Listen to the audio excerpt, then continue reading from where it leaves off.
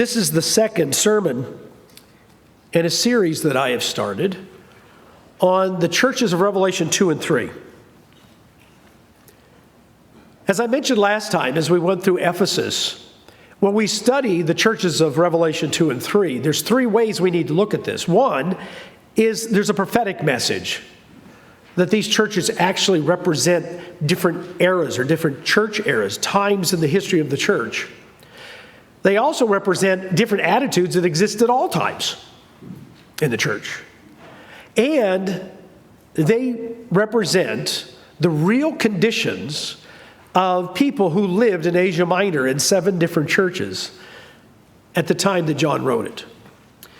And what we want to do is go through what we know about those 7 churches at that time period. And as we went through the book of Ephesus, we realized there's an important message for us today. There's an important message for the church today, and they're specifically for the church. They're not for the world. They're specifically for the church. There's an important message to the church in each one of these messages. And that's why they are told all the churches are to read what is written to the other churches. So, today we're going to go through Smyrna. Now, by the way, I do have the map I handed out last time. Is there anybody that didn't get one last time? Oh, we got a couple here.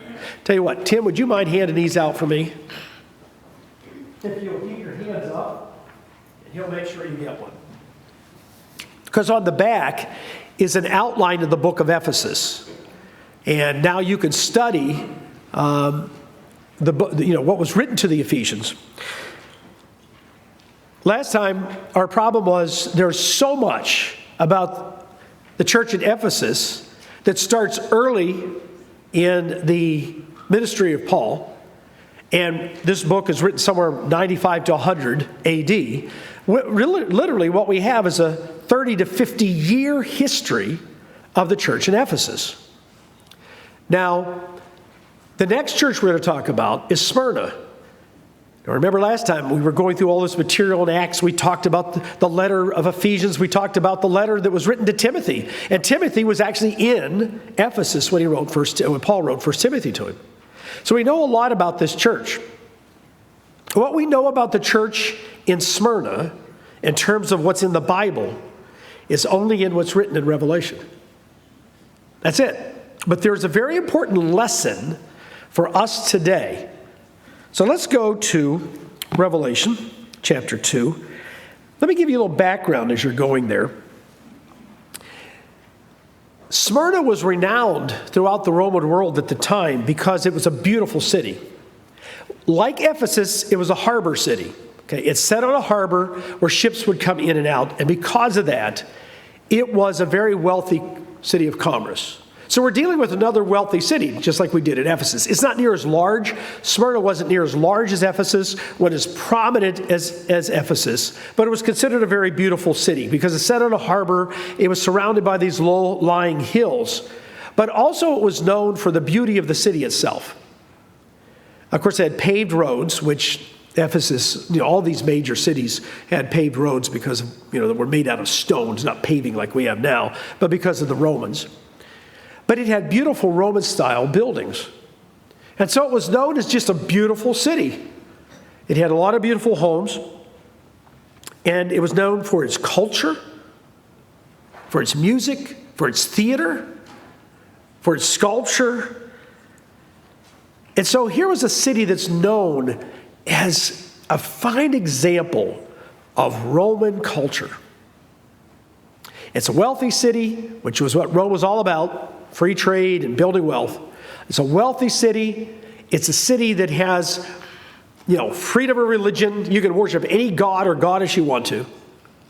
And it's a place where they have lots of art and music and theater. And it was a beautiful place. Now, when John writes about 95 to 100 AD, this city had already existed for hundreds of years. In fact, some archaeologists believe that the earliest settlement in what became Smyrna goes clear back to 1000 AD. Now you think about it, how long the United States has been around. Smyrna had been around as a settlement for about 4 times, give or take a little, 4 times the length the United States has been a country. That's quite a history. That's an amazing history that had been passed down. They were proud of their history. They were proud of who they were. And what's really interesting about Smyrna, and I think it's important if we're going to understand what happened to these people, is that clear back 300 years before John writes this, around 195 AD, BC, they realized something. They realized that Rome was going to become an empire. And they built a temple dedicated to Rome and the Roman gods. So they attached themselves, because remember, a lot of these places were city-states. They were cities and they controlled all the area around them. They were just loosely confederated, what we call nations. There weren't very many nations back then. And so here they were, in very many ways, acting as an independent state. And they aligned themselves with Rome very early in Rome's history, long before Julius Caesar, long before they became an empire. Now, if you go back to the earliest days of the Roman Empire, when we talk about Julius Caesar, when Julius Caesar was killed, of course, he was replaced by his nephew, Octavian, who became known as Augustus. And Augustus, when he was early in his emperorship, Halley's Comet went by. Now, they know what it was today because they've been able to track, how often Halley's Comet comes by. And they know that there was records of a comet that was visible in the sky that was seen all over the world. They didn't have the lights we have now. When people looked up into the sky at night, they saw things that we don't see because there's so much light. If you've ever been out in the desert where there's not as much light, it's amazing what you can see. It's amazing how many meteorites you will see that we don't even see. It's very seldom you see a meteorite anymore. We have a meteorite shower here in this area twice a year. And occasionally I go out and see one. Most of the time I don't. You go out, you wait. It's just too light. I did go out with my grandkids last spring to see one. We went out, we laid out in the backyard so their eyes would get adjusted. And one of them said, "Look, Grandpa, it's like we're in a hole that's closing." And around us was this huge cloud bank that was closing. And right before it was totally wiped out, my granddaughter, who's 13, started yelling, "I see one, I see one." And the rest of us didn't get to see it. It just, how they're so fast they go by. And that was it. It closed. There was nothing but clouds. That's not like what it's like there. They all saw Halley's Comet. And Augustus, being the brilliant politician he was, said, "You know who that was? That was a being." Of course, this seems strange to us. What Mr. Frankie was talking about, a viewpoint that we have that seems strange to many, many people, and it's going to get stranger and stranger to many people. We got to transport ourselves back here and see how the average person, what they thought. It was believed that stars were beings. They were alive. And he looked at Halley's Comet and he said, "Oh, that's old Uncle Julius. He's showing you that he is now divine." Which, of course, made Augustus semi-divine. He's not really a god yet, but he's almost. From this point on, all Roman emperors would be considered semi-divine. Now, they knew they weren't divine because they killed them on a regular basis, but they knew, there was something about him that was not normal because of the power that he had. And it was believed that when any emperor died, he became a god and joined Zeus and all the other gods. Not on that level, but he joined them. Now, this is actually going to be important because Smyrna was a center of emperor worship. In fact, they actually built a temple specifically to, I think it was Emperor Tiberius. So that when they went in and worshiped the gods there, they were also worshiping Tiberius as this semi-divine God. So this is part of the system in which the people in Smyrna lived in. Now you go to some places in the Roman world, and all they cared about was money. But you will find in almost every major city, religion was a core issue. Corinth, we went through Ephesus. Remember, there was a riot in Ephesus we talked about last time because they had the temple of Diana there, Artemis, which was a huge moneymaker for the area. Religion is at the heart of their lives. And in Smyrna, a part of it is the worship of the emperor. And the worship of all the gods in the name of the emperor so that you would be blessed. One of the things that the earliest Christians were accused of was the belief that Jesus Christ was semi-divine and therefore had taken the place of an emperor, and they would not accept that. He was called a king. He was a man who died, was resurrected, and is called a king. Oh, you mean like Nero? You mean like Augustus? No, that's not what they meant at all. But no, you're saying you have a king that's semi-divine. Let's go to Revelation 2 now, and let's look at the message. So this beautiful, wealthy, cultured city, people are well-dressed. This is what the church is like in this city. Verse 8, "And to the angel of the church in Smyrna write, these things says the first and the last who was dead and came to life." Oh, just like the emperors. "I know your works, tribulation and poverty, but you are rich. I know the blasphemy of those who say that they are Jews and are not, but are the synagogue of Satan." The first thing he says to them, he knows their works, that they are good works. Smyrna is one of only a couple of churches that isn't condemned for either sinful lifestyles or for heresies. Smyrna doesn't have either. Smyrna has a whole other set of problems. These people are holding on to the truth. These people are following God. They are very loyal to God in His way. Remember, the Ephesians didn't have any heresies. They had just lost their love, their first love. They lost their love for God. They lost their love for each other. They lost their love of the truth. I mean, they knew the truth, but they didn't love it anymore. They knew God, but they didn't love Him the way it wasn't a total dedication of life. And of course, because of that, they wouldn't love each other the way they should. And that is a very, very important message for the church today, as it is at any time. Smyrna, on the other hand, they have none of these problems. Smyrna, in a spiritual sense, is as solid as any church has ever been. But they have tribulation and they have poverty. It's interesting. The Greek word there literally means complete destitution. These people were persecuted and ostracized from society so that they lived in absolute poverty. It's a different message. But this message comes down through the ages to all the churches, that there are times when the people of God, because they are following God, are going to live in destitution and complete poverty. Also, they had suffered the blasphemy of those who say that they are Jews and are not, but are of the synagogue of Satan.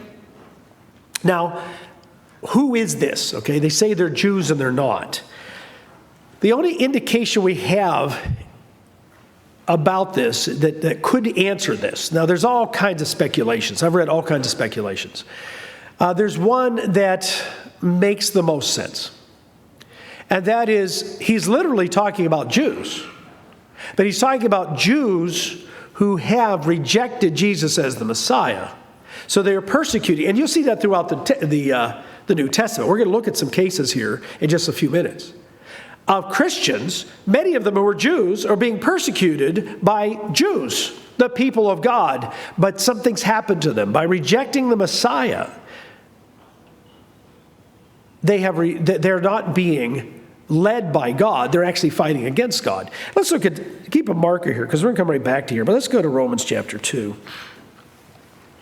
Romans 2, because Paul's dealing with a situation specifically here in Rome, so it's not in Smyrna. But in Romans chapter 2, one of the problems he was dealing with is that the Jews in the church in Rome were requiring for Gentiles to be circumcised. And I understand the argument. The argument is you have to be part of a covenant with God. The sign of the covenant with God is circumcision. So if you're not circumcised, you are not in a covenant with God. That's why later in Romans and also in Colossians, Paul would talk about how, no, we are circumcised in the heart. And baptism is the sign of the covenant. But they were trying to enforce physical circumcision. Look at verse 25. For circumcision is indeed profitable if you keep the law, but if you're a breaker of the law, your circumcision has become uncircumcision. So he's talking specifically to the Jews here. In chapter 2, which Mr. Frankie read a lot of here, or parts of it here in the sermonette, he's speaking specifically to Roman society, to the Italians, to the Romans. In chapter 2, he starts speaking to the Jews. So he's taking on both worlds here. And he's saying, you know what? Your circumcision, which is the sign of the covenant you have with God, means nothing if you're not keeping the law. Let's jump down to verse 28. For he is not a Jew who is one outwardly, nor is circumcision that is one is outward in the flesh. But he is a Jew who is one inwardly, and circumcision is that of the heart, in the spirit, not in the letter, whose praise is not from men, but from God. So he tells the Jews, you know what? You're not really the people of God. You're not really following God just because you have an outward sign. You're really a Jew. You're really a Jew if you're inwardly circumcised, if you have God's Spirit. So that's the only reference point we can have where anything is like that is said in the New Testament, which would lead us to believe that we can come to a probable conclusion that one of the problems they have in Smyrna is they're not just being attacked by Roman pagans. They're being attacked, well, it would be Romans, but I mean they were part of the Roman Empire, by pagans.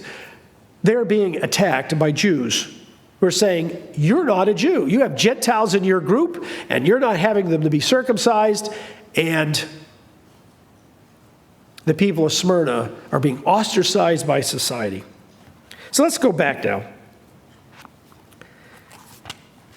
and look at verse 10 and back in Revelation chapter 2. Do not fear any of those things which you are about to suffer. Indeed, the devil is about to throw some of you into prison that you may be tested. And you have tribulation 10 days. Be faithful until death, and I will give you the crown of life. Now, once again, there's been a lot of attempts to explain exactly when that happened. 10 days, some people mean, or some commentators, so that means 10 years. The thing is, we don't know. All we know is Smyrna suffered persecution, and people died. Now, here's a church that other churches, I can guarantee you, when we get to Laodicea and some of the other churches, the Laodiceans would have looked at the people of Smyrna and said, boy, you people just don't have any faith, do you? You people just aren't good Christians. They have this much poverty and they have this much persecution. You're not good Christians. And yet, when we get to Laodicea, we're going to find that those people are very condemned by Jesus Christ as the head of the church. Because remember, all these messages are from Christ himself. Smyrna receives none of that. He just says, hang on, and some of you are going to die. This persecution didn't stop here. You know, it's very interesting. 150 years later, there is a famous Christian who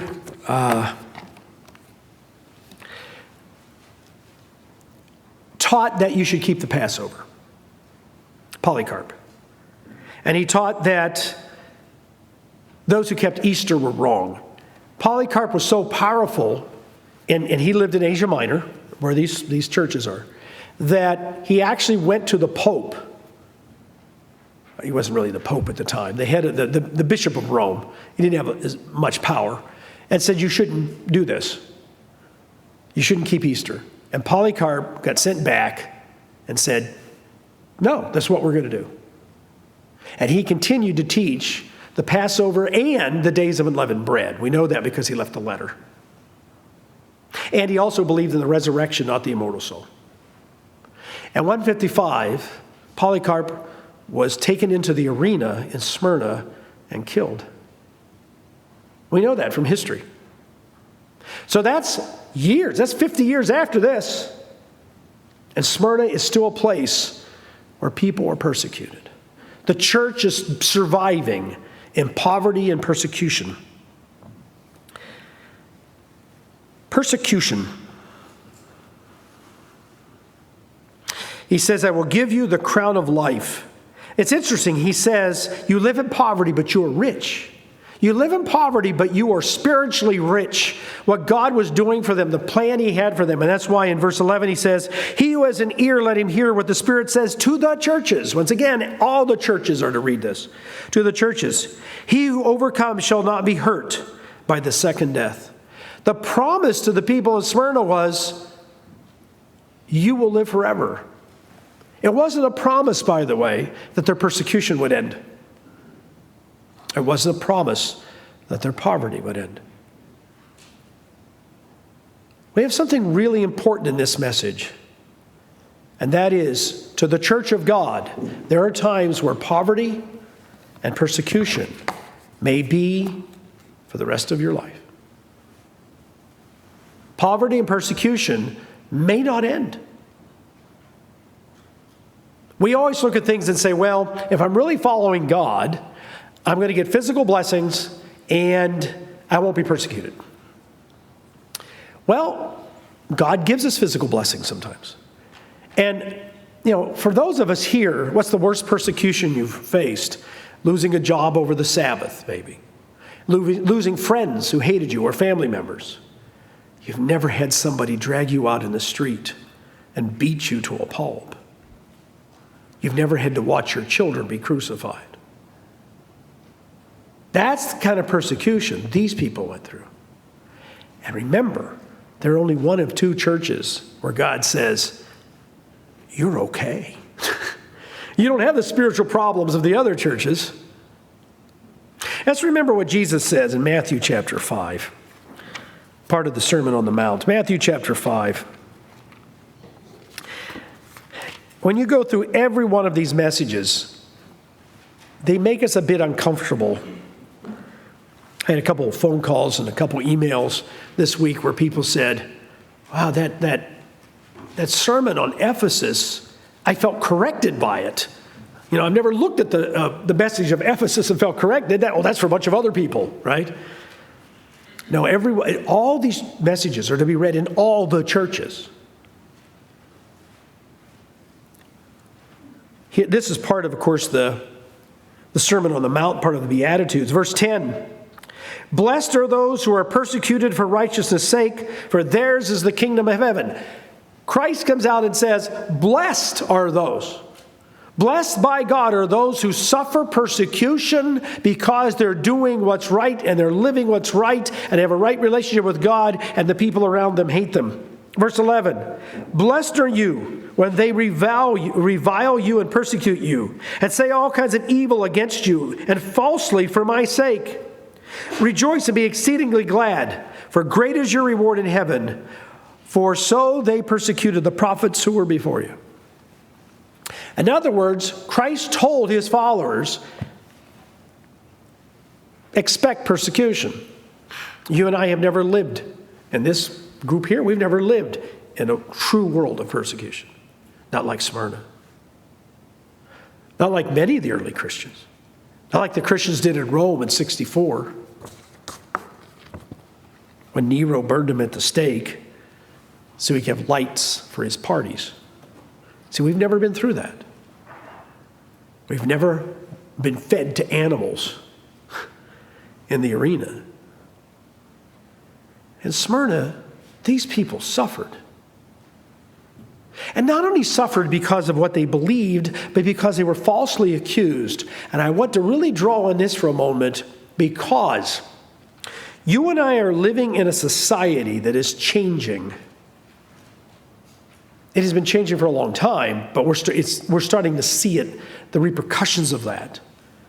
I gave a sermon, and I've done 2 Beyond Today programs about secular humanism, once again mentioned in the sermonette. How secular humanism in the 1930s became the basis of an entirely new educational system. In the 1960s, we have a whole lot of things happen as that becomes the fundamental way of philosophy of teaching in higher education in this country. And at the basis of it is, there is no creation. The basis is evolution. And so today, evolution is taught in schools, both in colleges and grade schools and high schools. Most places, it is taught as absolute fact. Every once in a while, you'll get a teacher that'll say, well, there's another explanation of this. But usually it's taught as absolute fact. That started in the 60s. And you have more and more people believing that's absolute fact. Or, well, they need something to believe in. And so what happens is they've become ripped apart from any type of biblical basis. And so what happens is they start to believe in New Age concepts, which is a lot of mixture of Hinduism and other things. Whole new religions are forming in this country.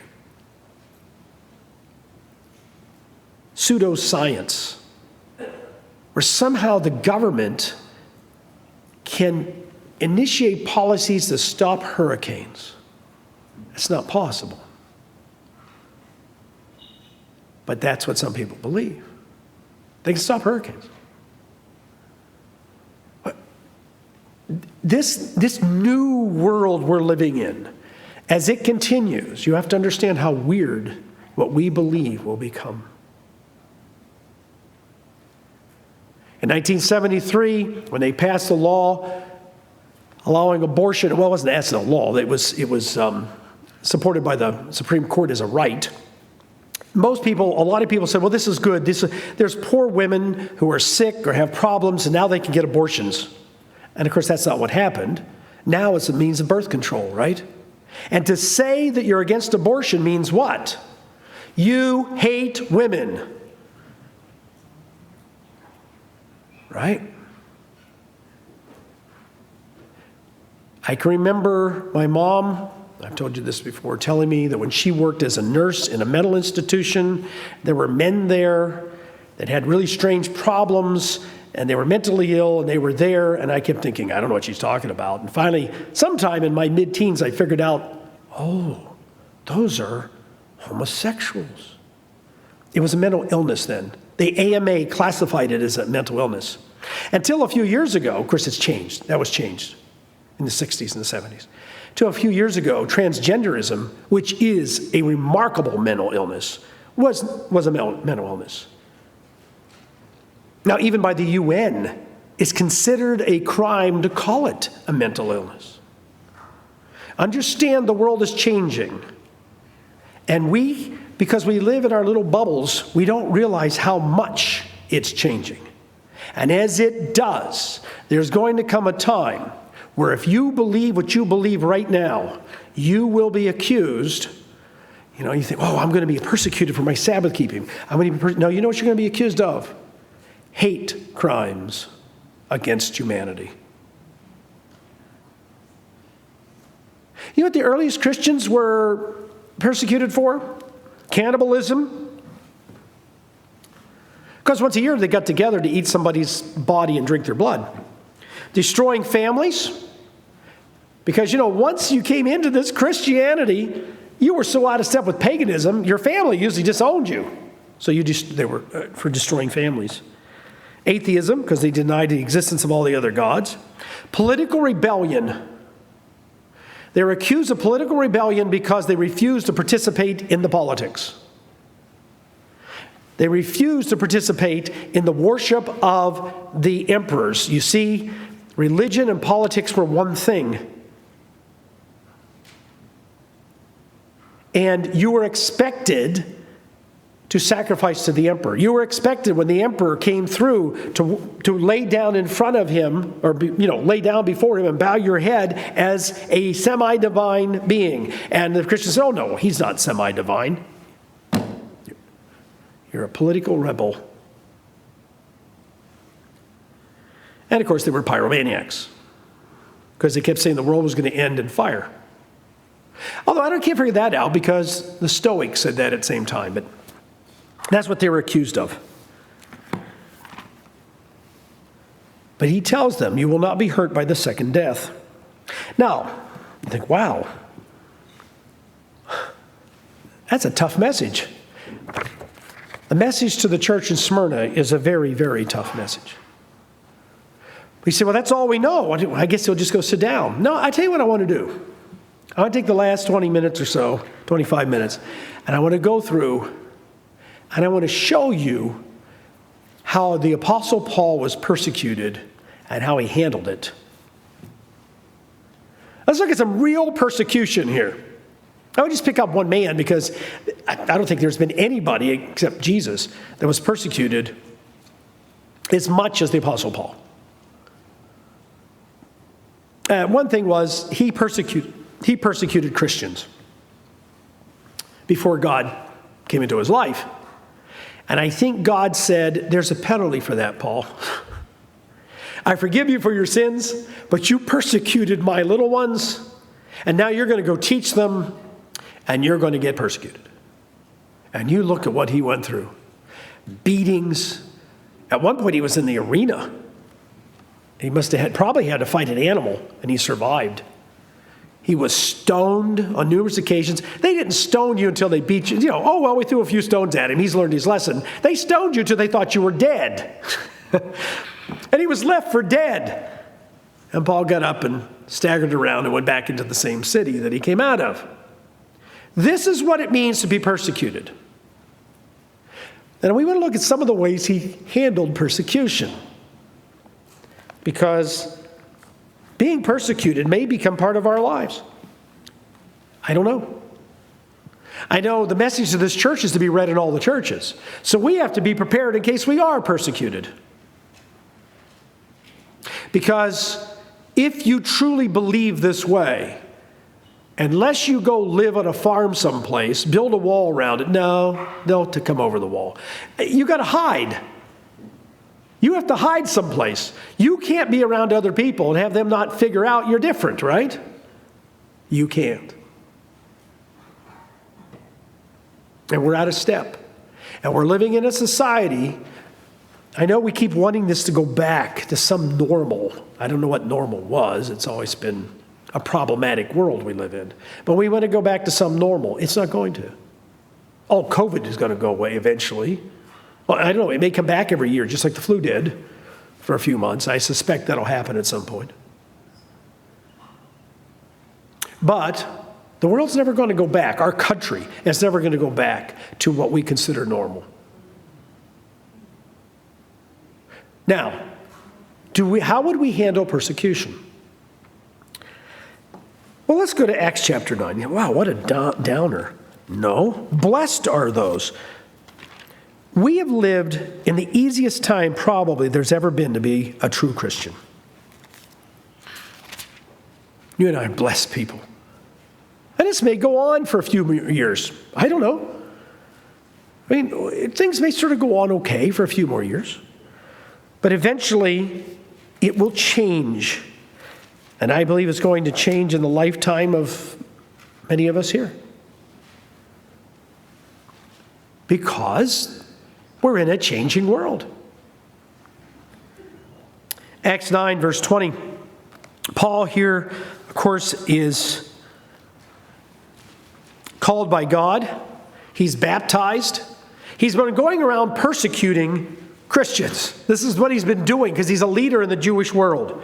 And then in verse 20 it says, immediately, this is after he was baptized, and had hands laid on him, he preached the Christ in the synagogues, and that he was the Son of God. Then all who heard were amazed and said, is this not he who destroyed those who called on this name in Jerusalem, and has come here for this purpose, so that he might bring them bound to the chief priests? So, what's he doing here?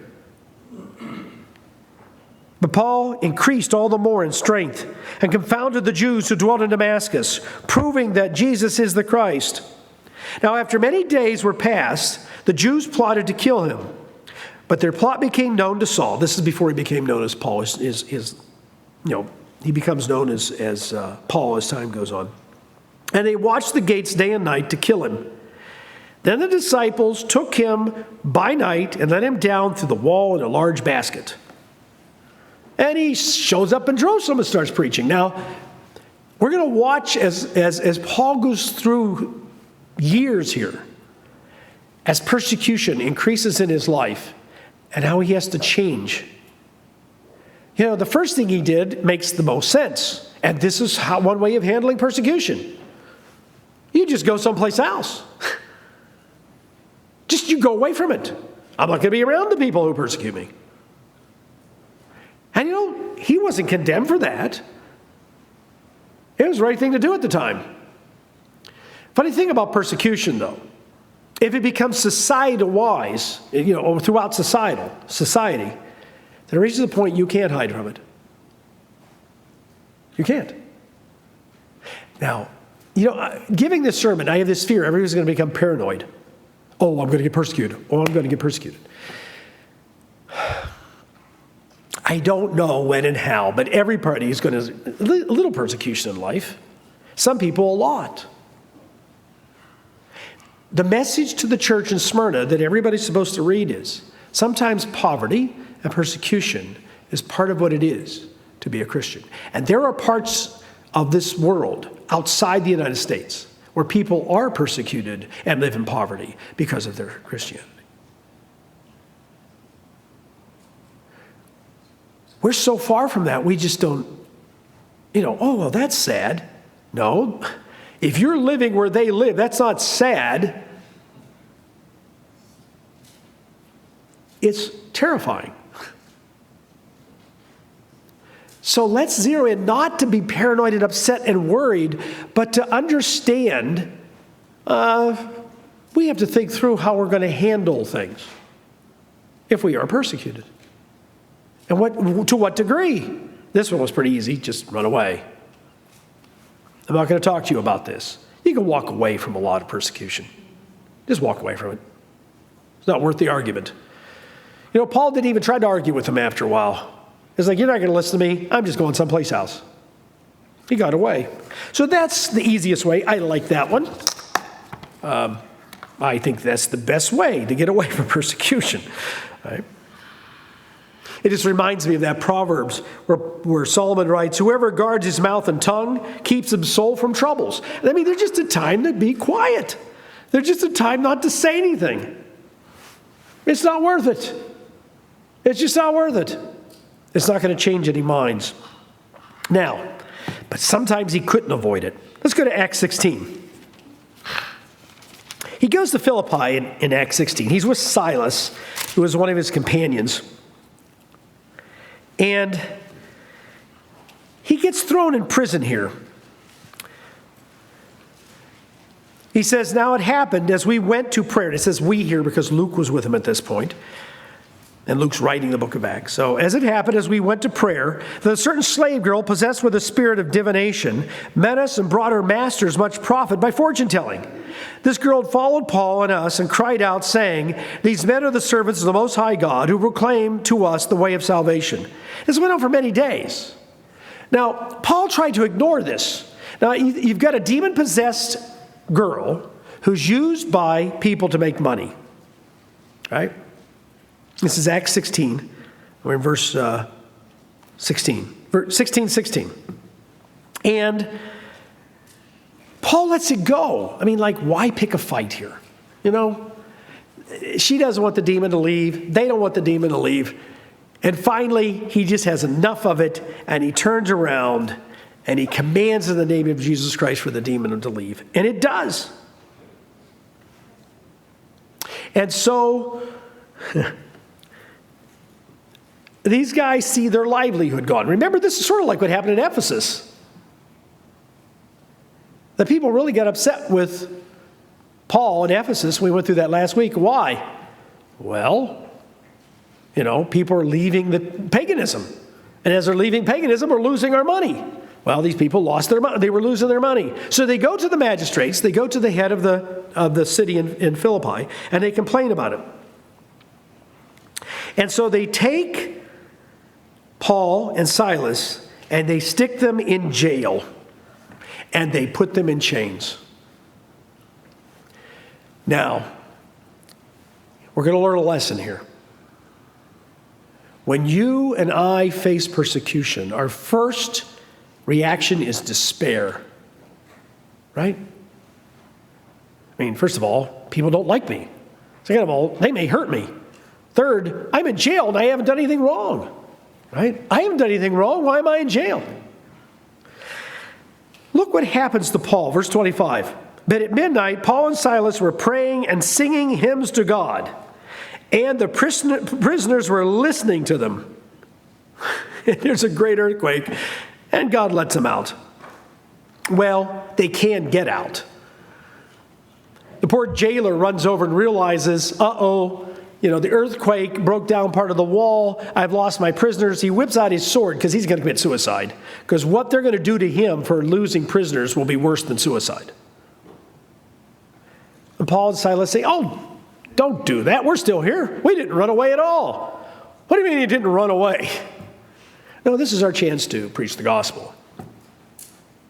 This is our chance to preach the gospel, and they preach it to him.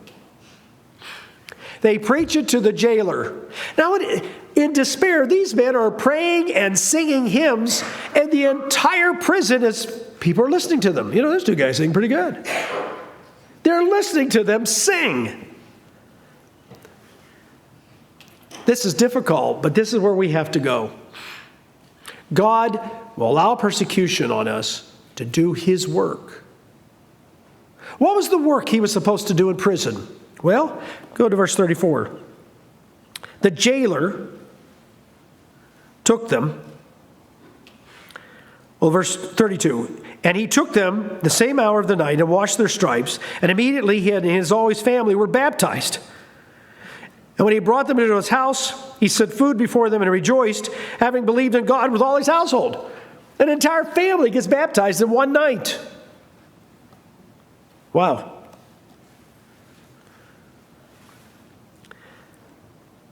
Now, this tells us something.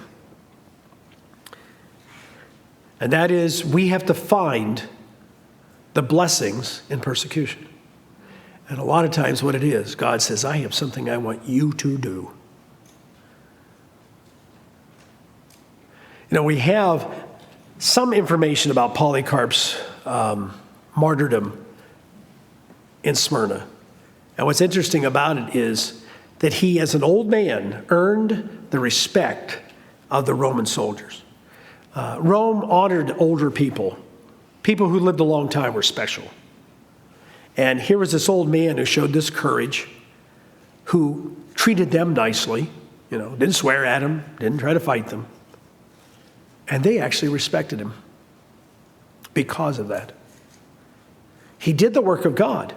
Of course, if the stories about Polycarp are true, he also stood in the arena with about 30,000 people in there and told them about Christ, and told them how he was the real Messiah, that there was one God, and they needed to worship the one God and give up their idols. See, there is a time to stand up, and they killed him for it.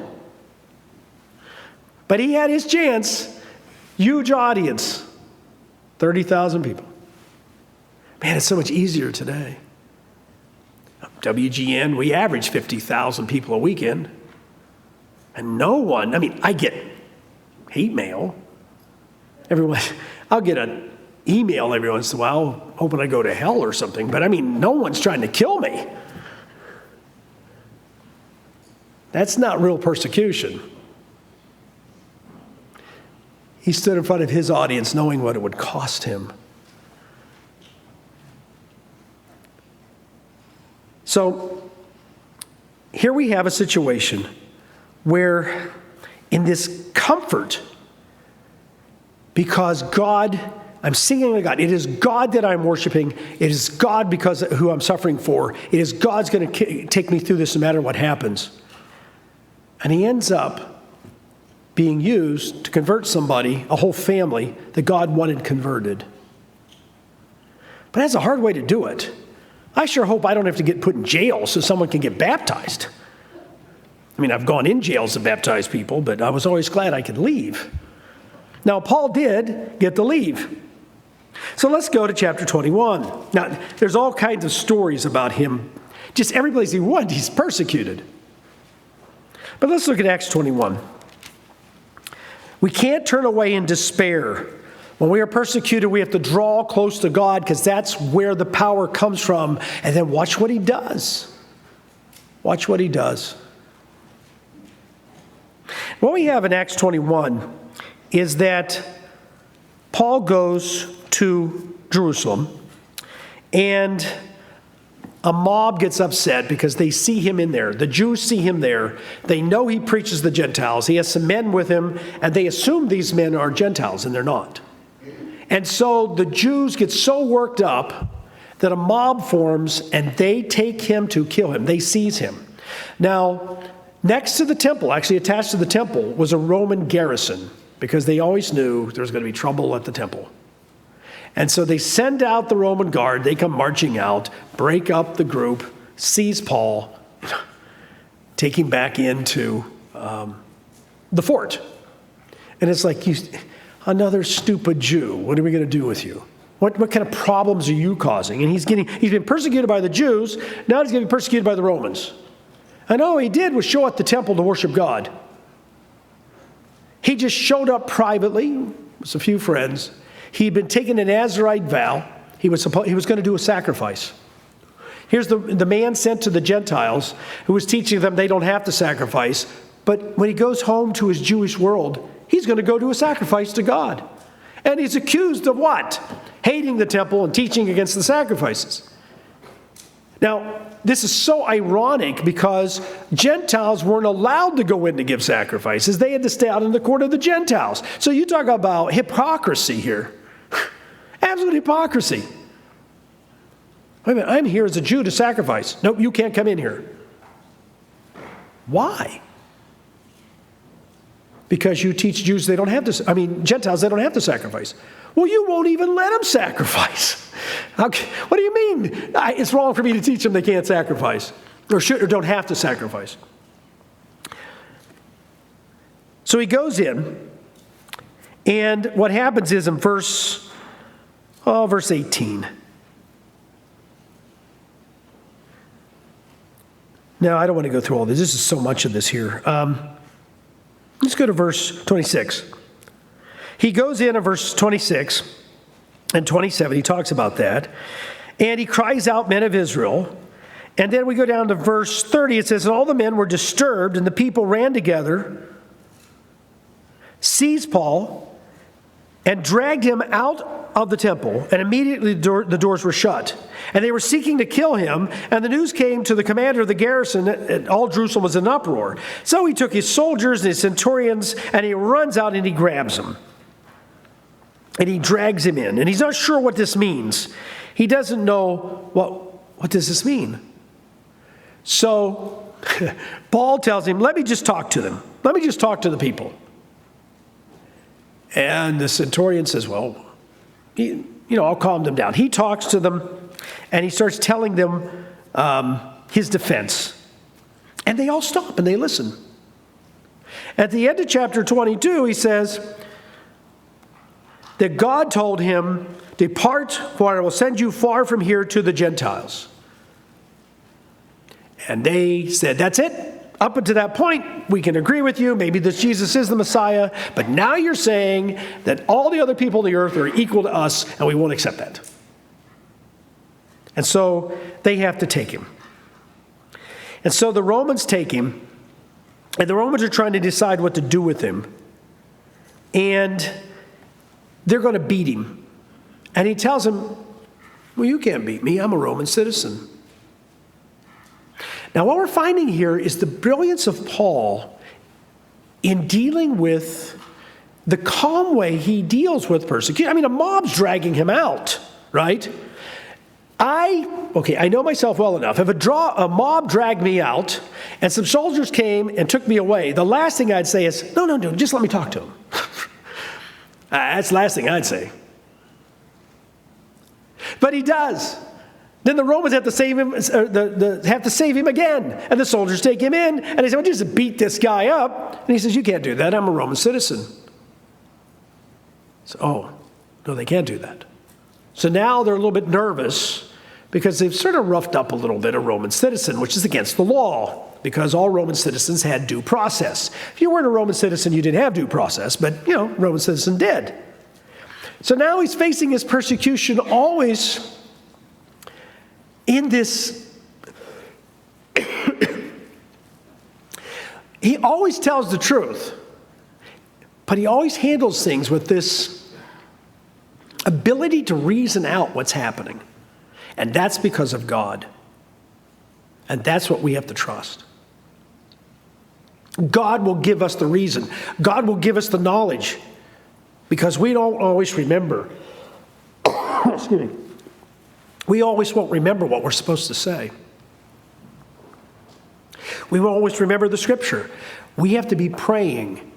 Any persecution, every confrontation, we should be praying for God to give us the wisdom to handle this properly.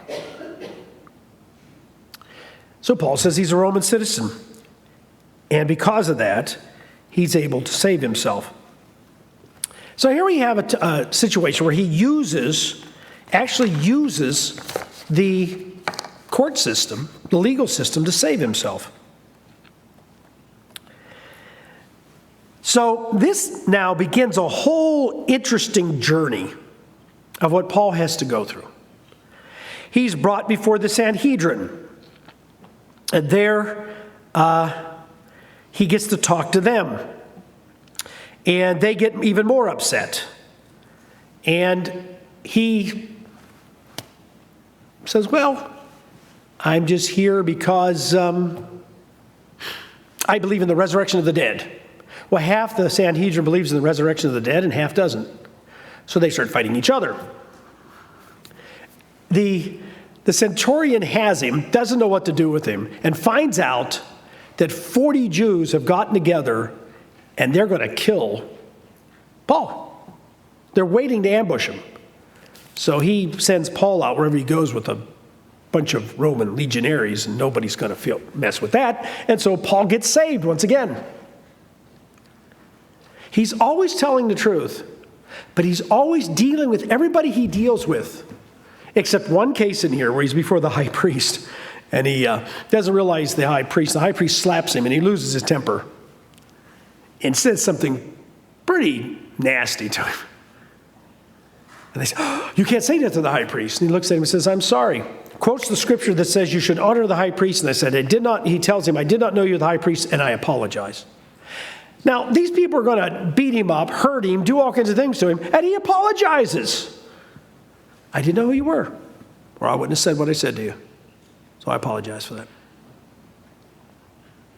And Paul handles this persecution the way this has to be God's Spirit, but this is what we're to look for. In persecution, we're to look for God's Spirit to lead us to do His work. If God allows us to be persecuted, especially violently persecuted, it's because He's doing something, and we happen to be the tools. We're the tools. I don't like that. God, please make me I don't want to be that kind of tool, I'd rather be a hammer than a nail, right? I don't want to get pounded on. So in all this, he ends up being sent to the governor, and he goes before the governor, and there is where he gets them all upset because he says, hey, I'm here because of the resurrection of the dead. I believe in the resurrection of the dead. And he gets the two sides fighting each other. What's interesting is in this, before the governor, the Jews actually go hire a professional orator. It's in chapter 24. See, being before the court was a big issue. So they go it'd be like today hiring the best prosecuting attorney you can find. They bring in the best, an orator who gets up and gives his eloquent speech and makes, he just nails it in the coffin of Paul. Any governor's going to say, oh, this man is guilty of sedition. He's guilty of trying to overthrow the Roman Empire. And Paul gets up and says, he realizes if he tries to argue that, and this is an important point, sometimes you can't argue where they take you. And we've all been there, where someone takes us someplace where you can't argue that point because the explanation takes too long, right? And that's where Paul said, well, Felix, here's why I'm here today. I'm here because I believe in the resurrection of the dead. He meant by the resurrection of Jesus Christ, but that's all he said. And the Pharisees and Sadducees got in a big argument, and Felix had to dismiss them. Their orator didn't mean anything. I guess you pick your battles. You say the truth. You say the truth and you pick your battles. Just read through these chapters. They're just remarkable what he went through. I mean, Felix actually tries to keep him there. He keeps him there for 2 years. Not because he doesn't actually convict him of anything, because he hasn't done anything wrong. What he does is he wants him to bribe him, not realizing the kind of man Paul was. Paul wasn't going to bribe him. After 2 years, Paul says, by the way, I'm a Roman citizen, and I appeal to the highest court. I appeal to the Supreme Court. I appeal to Caesar himself. And he had a right to do that. It says Felix would have let him go eventually, but he had no choice now. He had to send him to Caesar. What's very interesting is at the beginning of this whole event, all these series of events that Paul went through, he received a message from God that said, you have to teach about me in Rome. In Rome? How in the world is he going to get to Rome? Well, finally he realized after sitting around for 2 years, oh, I'm supposed to go to Rome. I've been persecuted sitting here for 2 years under some kind of arrest. I mean, it wasn't like a terrible prison. He wasn't condemned. He was a Roman. They had to keep him under some kind of house arrest, okay? So he's not in the dungeon someplace. After 2 years of being in a prison, like I said, not a prison in a terrible sense, but any prison's bad. Oh, I'm supposed to go to Rome. My persecution has purpose. And he says, I appeal to Caesar. And he gets sent to Rome. And what's amazing is he gets to Rome. Let's go to Acts 28 here, the last point we're going to look at. You know what's interesting about Paul in all these situations? He very seldom, he does with the high priest, because the high priest slapped him and he lost his temper. But in all the other cases, he never attacks the person that's persecuting him. Like, you're just stupid. You just don't know God. You're just a pagan. He never does that. He just defends what he believes. And when he's done, everybody says, well, that's reasonable. Now, they didn't know what to do with him, because, as soon as we let him out of here, the Jews are going to kill him, and he's a Roman citizen. If they kill him, we got a mess to clean up. We got to go arrest a bunch of Jews and crucify him, and then we're going to have a riot, and it's just going to be a mess. They knew what this was going to happen, what's going to happen in all this. So they keep trying to, all the Romans keep saying, okay, he has some reasonable belief, but he hasn't broken any Roman laws. And so it's interesting, he never attacks them. You'd think, he would stand up to the governor and say, you're an idiot. No, you know what he said to the governor? Or was it Agrippa? It might have been Agrippa, the king Agrippa. He says to him, because he's in this story too. He says, I'm glad I got to talk to you. I'm glad I've been brought before you. You know why? You know more about what I'm teaching than anybody else. Oh, well, yeah, I do. Okay. And so they couldn't argue with him. It's a fascinating story of a man who's persecuted because he always says, I have something to do. God wants me to do something in this persecution. I'm supposed to accomplish something. Now remember, I keep going back to Polycarp. He knew at one point what he had to do in his late, he was in his 70s at the time. I have to die here, but boy, do I have an audience. And I'm going to tell him about God. He knew what he was supposed to accomplish in his persecution. Paul keeps living by just saying, but this is what I believe. I believe in this God, I believe in his son Jesus Christ, and I believe in these scriptures. And between Felix and Agrippa, they all knew the scriptures. Now, he's sent to Rome. Acts 28, verse 16. Now, when he came to Rome, the centurion delivered the prisoners to the captain of the guard. But Paul was permitted to dwell by himself with the soldier who guarded him. Oh, everybody else has to go to prison, but Paul, you've been this model prisoner. You get to live with the guard. So he's in a house with the guard. So God was even intervening in his persecution because he still had a purpose for him. What in the world would be that purpose? Let's go to the last verses of the book of Acts. Because the book of Acts ends with Paul being under house arrest, living with a Roman guard. Then Paul dwelled 2 whole years in his own rented house. Well, he actually got moved out of that. They let him live in his own house. He couldn't leave the house. But he got to rent a nice house. Well, persecution wasn't so bad now, except think about what it is not to be able to leave a house. Then Paul dwelled 2 whole years in his own house, rented house, and received all who came to him, preaching the kingdom of God and teaching the things which concern the Lord Jesus Christ with all confidence, no one forbidding him. He ends up in Rome, where he now is preaching the gospel at the very heart of the pagan Roman Empire, and people, Jews and Gentiles, are coming to him all over for years, and he teaches every day. He started the church in Rome, or at least founded it as it would become the Church of Rome. It doesn't say he started a church, but he taught people. He taught people. And it would eventually evolve into a church in Rome.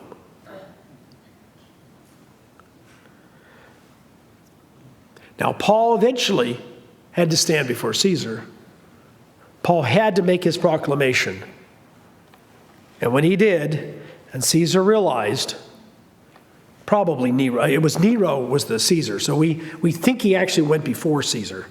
We're not sure. We know what happened, though.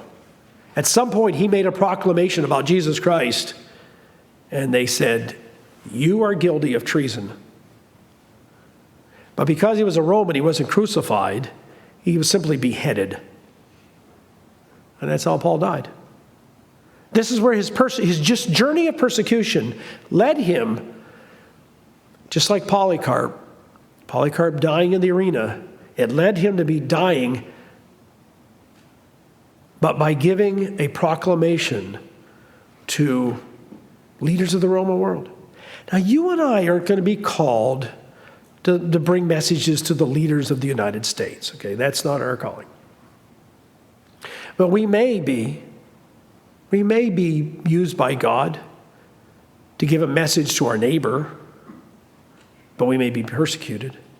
It may be in our societies, in our little towns, and we may be persecuted.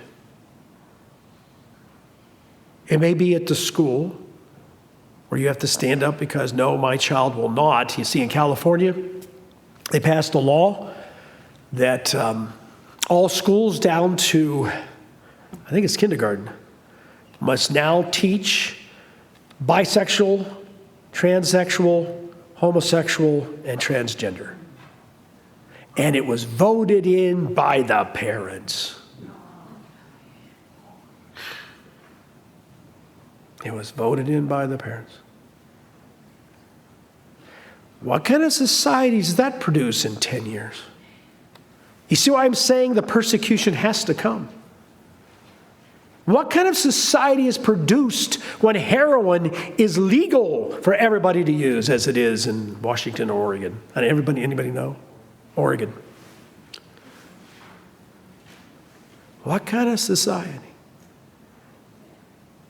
And you say, well, how could it come to this? Oh, it's been going on for a long time. This didn't come out of nowhere. Our society's been deteriorating and deteriorating and deteriorating. And it didn't start at a real high place, okay? It never started as the kingdom of God. So the level it was at wasn't exactly the kingdom of God by any stretch of the imagination. It has been going downhill. So, there has to come a time when Christians, if we have any impact at all, will be persecuted. The Smyrna church wasn't very big. Ephesus was probably the biggest of all the churches, because remember Paul went and rented a school. Rented a school. Many of these were probably house churches. We don't know. 50, 100 people. There might have been a couple hundred. We really don't know. It wasn't thousands. There's no record of a church in Smyrna outside of this. Well, there's a record of people being there, like at the time of Polycarp. But I mean, there's no external, really, like a Roman record or anything like that. So that's the lesson. I remember years ago I gave, the lessons from the churches. And when I started through this again, I thought, wow, I don't even want to give this one. But I thought, no, it's there. It says all of them everyone read the messages to the churches. We're supposed to read all these.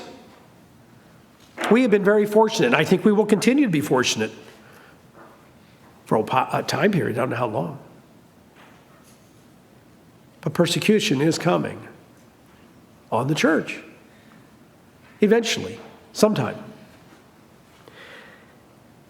Smyrna is the almost forgotten church. I mean, when have you ever heard anyone talk about Smyrna? Why? I don't know. What's the message for us? It was a great church. How could a great church be in poverty and persecution for it seems like the whole history of its existence? Because that's what happens sometime to be a Christian. That's what we signed up for. That's what we signed up for. Their short story, just a few verses, is there to tell us wherever you live, no matter what time or place, there's a Smyrna someplace. There are people going through that right now. There's a Smyrna someplace.